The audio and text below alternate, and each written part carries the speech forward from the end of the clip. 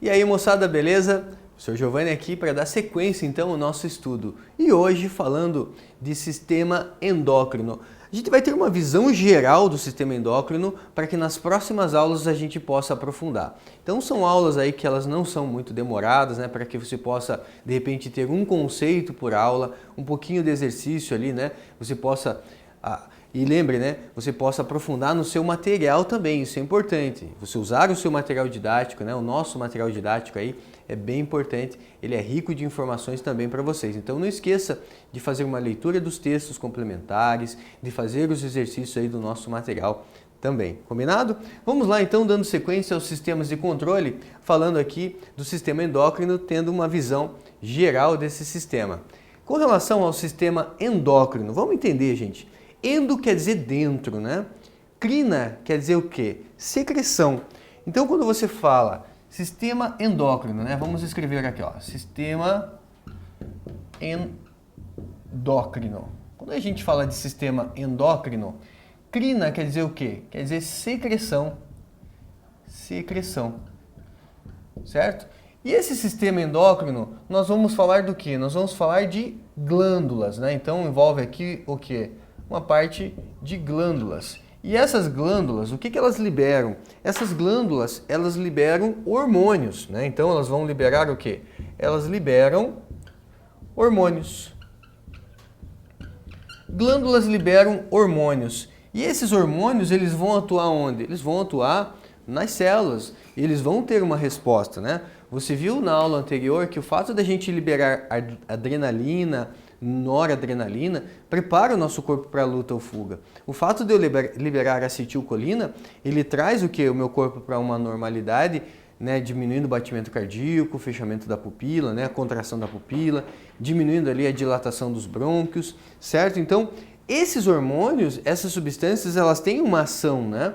Então, vamos dar uma olhada aqui em relação a essa parte de sistema endócrino. Quando a gente fala de sistema endócrino, é lógico, né, que a gente vai focar nessa parte endócrina. Como assim parte endócrina, professor? Crina é secreção, endo quer dizer dentro. Então, quando eu falo endo, esse endo quer dizer o quê? Que a secreção é dentro do quê? Essa secreção é dentro do sangue, né? Então, a secreção, o sistema endócrino, essa secreção vai para o sangue, certo? Então, a gente vai acabar focando no quê? Vai acabar focando nessa parte em que a glândula ela produz substâncias que vai ser liberado no nosso sangue.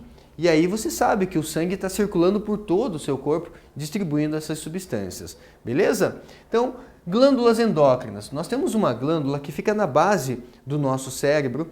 Se você colocar o dedo bem no meio da sua sobrancelha aqui, ó, e bem no meio aqui da sua cabeça, e você imaginar o encontro, a projeção, né, desses dois dedos que você encaixou aqui, você chega mais ou menos na sua glândula hipófise. Mais adiante eu vou compartilhar uma imagem um pouco mais detalhada, né, em relação à hipófise, mas ela fica na base do nosso crânio, né, do nosso cérebro. E aí você tem aqui uma glândula que fica bem nessa região aqui do pescoço, em formato de uma borboleta, que é chamada de tireoide, vai ter aula só para falar dela. Tem aqui junto com a tireoide as paratireoides. Daí descendo temos o timo, uma glândulazinha que fica mais ou menos nessa altura aqui, atrás do osso externo, certo? Então o timo. Temos as suprarrenais, que são glândulas que ficam em cima dos rins, ok?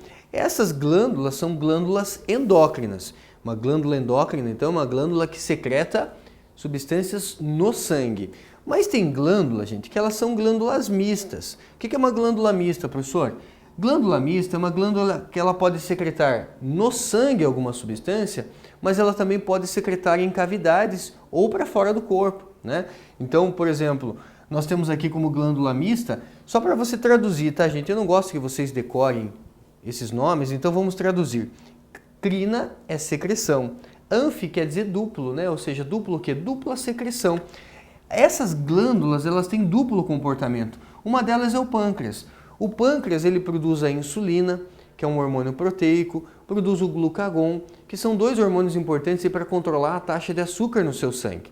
E esses hormônios, eles são liberados no sangue. Então, o pâncreas tem uma função endócrina, mas o pâncreas também produz o suco pancreático.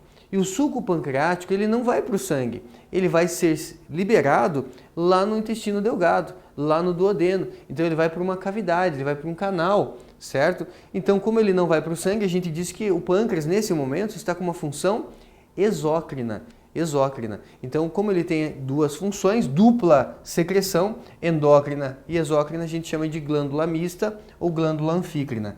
Quem faz esse trabalho também de glândula mista, glândula anfícrina, são os testículos e os ovários. O testículo produz espermatozoide, o espermatozoide não vai para o sangue, vai para o canal, chamado canal deferente. Os ovários também produzem gametas, e os gametas, ali os óvulos, não vão para o sangue, né? Vai lá para a tuba uterina, certo? Mas testículos e ovários produzem hormônios, e esses hormônios são liberados no sangue. Beleza?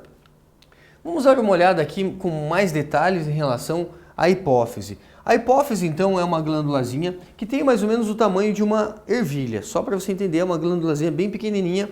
Eu peguei ela aqui agora e dei um zoom. A hipófise, vai ter uma aula para falar só de hipófise. Essa é só uma visão geral, tá, gente? A hipófise ela é dividida em duas partes. A adenohipófise, chamada também de hipófise anterior. Importante dizer que a adenohipófise, ela tem aqui células secretoras, então ela produz hormônios e ela secreta, certo?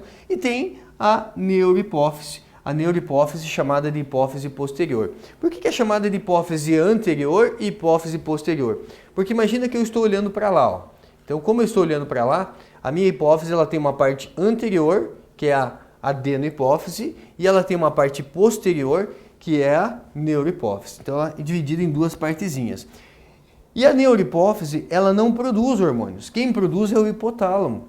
O hipotálamo produz e a neurohipófise é ela que faz a liberação, porque ela tem ali, né, daí como fazer essa liberação, mas ela não produz. Quem produz é o hipotálamo, certo? Então, tendo uma visão geral em relação à adenohipófise, a gente vai ver que ela produz alguns hormônios, como o STH, que é o hormônio do crescimento, que vai garantir aí o seu crescimento, o alongamento dos ossos. A prolactina, que produz leite, então garante que a glândula mamária vai produzir leite. O FSH e o LH, esses dois hormônios, tanto nos homens quanto na mulher, eles vão controlar aí, né, a produção, por exemplo, de gametas, a ovulação na mulher, a produção de testosterona no homem, certo? Eu estou dando só uma visão geral, tá, galera? Vai ter uma aula que a gente vai aprofundar em cada um desses hormônios. A hipófise também produz um hormônio chamado TSH. O TSH é um hormônio chamado tireotrófico que a hipófise produz, mas que vai controlar o funcionamento da tireoide. Então veja que interessante, a glândula hipófise, uma glândula pequenininha que fica na base do seu cérebro, né? Ela controla outras glândulas. Então a gente pode dizer que a hipófise é uma glândula mestre do nosso corpo, porque ela controla outras glândulas, certo? E como que ela controla outras glândulas, professor? Gente, ela controla outras glândulas liberando hormônios, liberando substâncias aí químicas que vão agir como mensageiros químicos, certo? Então quando a hipófise libera o TSH, que é o hormônio tireotrófico, e esse hormônio vai para o sangue, ele chega aqui na tireoide através do sangue e ele é como se ele fizesse a tireoide trabalhar mais. Olha, trabalha mais, né? Então, é uma forma de você conseguir fazer o que? O controle hormonal do nosso corpo. Então, anota aí, por gentileza, que a hipófise é uma glândula mestre do corpo que controla outras glândulas. Temos o ACTH, não precisa você anotar nesse momento, como eu disse, a gente vai aprofundar mais adiante, mas o ACTH é um hormônio chamado adrenocorticotrófico, que ele vai atuar lá nas glândulas adrenais, controlando ali o funcionamento das glândulas adrenais que produzem adrenalina e noradrenalina, por exemplo, certo? Então, quem auxilia nesse controle também é a hipófise, a adenohipófise ou hipófise anterior. Beleza? Tem uma parte também que é a neurohipófise. A neurohipófise você viu que ela não produz hormônios. Ela libera os hormônios que são produzidos pelo hipotálamo. O hipotálamo produz dois hormônios e quem faz a liberação é a neurohipófise. Os dois hormônios são o ADH e a ocitocina. Adianto para vocês que o ADH é o hormônio antidiurético. Antidiurético quer dizer antidiurese. Entenda a diurese como a liberação de urina. Então, se ele é antidiurese, significa que ele vai ajudar a economizar água, certo? Então, quando você não ingere líquidos, o teu corpo ele precisa economizar água. E como que ele faz?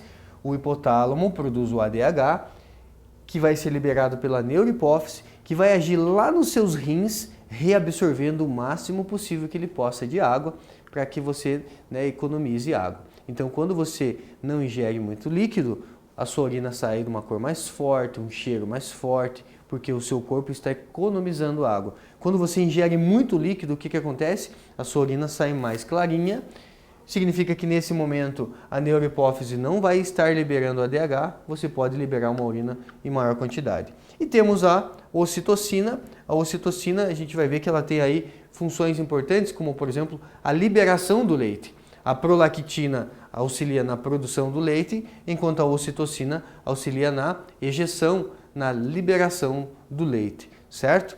Então, temos aí uma função importante desses dois hormônios. Aqui nós temos uma outra glândula chamada de pineal ou epífise. A pineal, gente, ou epífise, é uma glândulazinha que também, né, fica aqui na base do nosso crânio. Aqui agora você está vendo em detalhes, ó. Essa aqui é a hipófise, já que nós falamos dela, também chamada de pituitária. E nós temos aqui a pineal, próxima aqui do cerebelo, ó.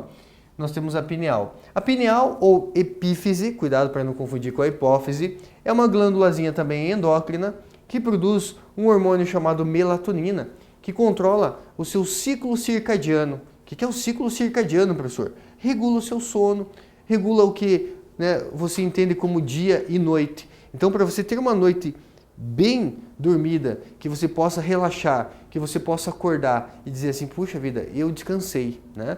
Se você acorda e você se sente bem disposto, significa que nessa noite você produziu uma boa quantidade de melatonina. E uma dica, a gente só produz a melatonina em escuro absoluto. Então nada de dormir com o celular na cara, nada de dormir com a TV ligada, porque isso vai atrapalhar a produção de melatonina. Agora você já sabe que a melatonina ela regula o seu sono. Ela faz você entrar em sono profundo e isso faz com que você acorde no dia seguinte disposto, né? Já aconteceu de você dormir bastante, às vezes você dorme lá 12 horas, mas você acorda cansado, você fala, caramba, parece que não dormi nada, acorda cansado, porque o seu sono não foi de qualidade. Então não é a quantidade de sono, mas sim a qualidade do seu sono. Importante que o seu quarto fique bem escuro, importante que não tenha TV ligada, para que você possa produzir muita melatonina, para que você possa entrar em sono profundo, e isso faz o quê? Faz você acordar bem disposto no dia seguinte. Isso é bem importante, tá, gente? Regula o seu sono, regula o seu ciclo circadiano. Então, glândula pineal ou epífise. Uma outra glândulazinha é chamada do timo, né? O timo é uma glândula que ele é bem desenvolvido na infância. Então, na infância, ele tem uma importância ali na defesa imune bem característica. No adulto, ele acaba atrofiando um pouquinho, né? Então, ele tem uma função imunológica. O timo ajuda para fortalecer o sistema imunológico. Nós temos uns glóbulos brancos chamados de linfócitos T.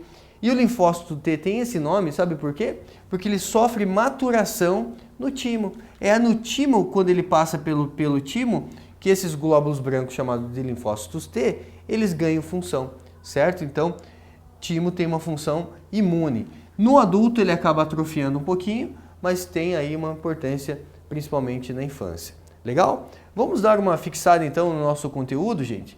Aqui fazendo alguns exercícios. Glândula de grande importância na regulação endócrina geral, pois controla direta ou indiretamente outras glândulas. Está falando de uma glândula mestre, você já pensou na hipófise, né? Através de seus hormônios tróficos. Gente, o que é um hormônio trófico? É um hormônio que vai atuar em outras glândulas. É um hormônio que controla outras glândulas. Trófos do latim quer dizer alimento. Então é um hormônio que é produzido por uma glândula que ele vai alimentar outra glândula, ou seja, ele vai agir em outra glândula. Então nós estamos falando de qual glândula? Glândula mestre só pode ser a hipófise. Uma glândula que controla direta ou indiretamente outras glândulas, ele está falando da hipófise. Mais um, nesse mesmo nível, a glândula localizada na célula túrcica do osso esfenoide. Caramba, professor, você está de pegadinha comigo, né? Vamos lá que vai ter uma dica para vocês. Ó. A glândula localizada na célula túrcica do osso esfenoide e que se liga por um pedículo ao hipotálamo. Tem alguma glândula que está ligada ao hipotálamo? Ah, professor, tem a neurohipófise. Isso, a neurohipófise, ligado ao hipotálamo, na base do cérebro. Agora tem a dica, né? Eu falei para você que tem uma glândula na base do cérebro e aqui tem outra dica. Glândula que está na base do cérebro, que tem ligação com o hipotálamo, é a hipófise. Então, de novo, né? Alternativa correta, hipófise. E agora um exercício aí para finalizar, um pouco mais elaborado para vocês. Uma das características exclusivas de mamíferos é a presença da glândula mamária, estando ela presente tanto em fêmeas como em machos. Nas fêmeas, ela é estimulada e ela cresce durante o período de lactação. O período de lactação é o período de amamentação, que a mulher produz leite. Nós temos dois hormônios relacionados à lactação. A prolactina, que auxilia na produção do leite, e a ocitocina, que auxilia na liberação do leite, na ejeção do leite. Então, quais os hormônios envolvidos no período de lactação que promove o desenvolvimento da glândula mamária?